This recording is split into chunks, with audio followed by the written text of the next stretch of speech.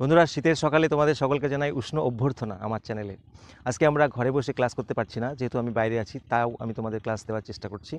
এক বন্ধু আমাদের রিকোয়েস্ট করেছে impact of mobile phone on students life, এটা নিয়ে প্যারাগ্রাফ লেখাতে সহজভাবে। তো চলো আজকে আমরা এখানে বসেই প্রকৃতির কোলে প্যারাগ্রাফ রচনা করব, খুব সোজাভাবে। তো চলো দেখতে থাকো। আমাদের পয়েন্টসগুলোকে কীভাবে ইউটিলাইজ করতে হবে, ব্যবহার করতে হবে, পয়েন্ট ধরে ধরে আলোচনা করব। সবার প্রথমে বলেছি ইন্ট্রোডাকশন বা ভূমিকা।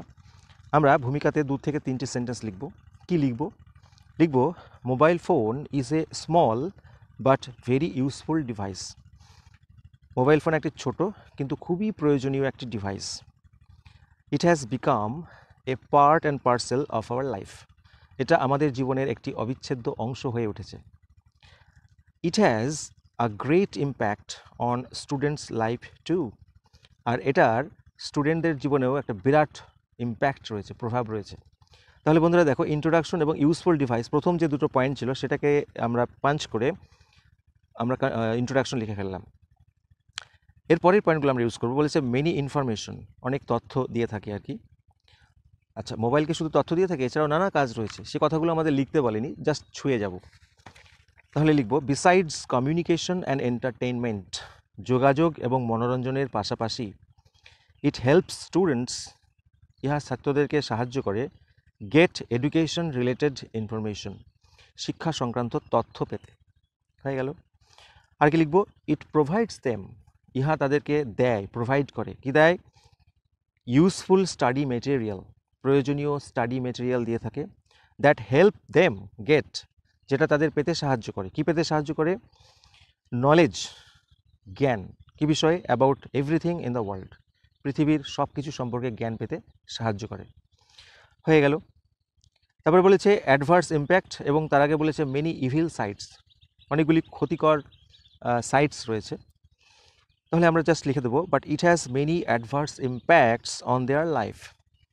কী রয়েছে? ইহার প্রতিকূল বা খারাপ প্রভাব রয়েছে তাদের জীবনে, মানে ছাত্রদের জীবনে। যেমন দেয়ার আর মেনি ইভিল সাইটস, অনেকগুলি খারাপ সাইটস রয়েছে। দ্যাট ডাইভার্ট দেয়ার মাইন্ড, যেটা তাদের মনকে ডাইভার্ট করে দেয়, আলাদা করে দেয়, বিচ্ছিন্ন করে দেয় ফ্রম দেয়ার স্টাডিজ, তাদের পড়াশোনা থেকে, তাই না? আচ্ছা, এছাড়াও আর কীভাবে ক্ষতি করে? বলেছে lack of outdoor games, outdoor গেমসের অভাব হয়ে যায়, বাইরের খেলাটা খেলতে চায় না, অ্যাবসেন্ট মাইন্ডেডনেস হয়ে যায়, অর্থাৎ কী বলবো, অন্যমনস্ক হয়ে যায়। তাহলে এগুলো সব খারাপ প্রভাব। সেই জন্য তার আগে আমরা একটু লিখে নেব দে স্পেন্ড, তারা কাটায় লং পিরিয়ড অফ টাইম, অনেকটা সময় বা দীর্ঘ সময়, ইন ইট মানে এতে, মানে মোবাইল ফোনে। কি করে? In watching videos, playing games etcetera, video দেখে, গেম খেলে ইত্যাদি করে। ফলে কি হয়? অ্যাজ এ রেজাল্ট, ফলে ইট অ্যাফেক্টস দেয়ার আইজ, ইহা তাদের চোখকে ক্ষতিগ্রস্ত করে, অ্যান্ড ব্রেন সেলস, ব্রেনের কোষকে ক্ষতি করে, অ্যান্ড অলসো ক্রিয়েটস, কি ক্রিয়েট করে? অ্যাবসেন্ট মাইন্ডেডনেস, ফরগেটফুলনেস, অন্যমনস্কতা। মোস্ট ইম্পর্টেন্টলি, সবচাইতে গুরুত্বপূর্ণ হচ্ছে they do not play outdoor games, তারা কিন্তু বাইরের খেলাগুলি খেলে না। তার ফলে কি হয়? তার ফলে দেয়ার ফিজিক্যাল অ্যান্ড মেন্টাল ডেভেলপমেন্ট, তাদের মানসিক শারীরিক উন্নতি ইজ হ্যাম্পার্ড, ক্ষতিগ্রস্ত হয়। আচ্ছা, সবার শেষে কনক্লুশন, উপসংহার। উপসংহারে আমরা 2 থেকে 3টে সেন্টেন্স লিখব খুব সহজভাবে। দেখে নাও। Mobile phone is undoubtedly a wonderful invention of science, mobile phone নিঃসন্দেহে বিজ্ঞানের একটি আশ্চর্যজনক আবিষ্কার। So students should not misuse it, স্টুডেন্টদের এটার অপব্যবহার করা উচিত নয়। রাদার, বরং they should get the maximum benefits from it, তাদের এর থেকে সবচেয়ে বেশি পরিমাণে যে বেনিফিটগুলি পাওয়া যায় সেটা পাওয়া উচিত, ম্যাক্সিমাম বেনিফিটগুলি পাওয়া উচিত।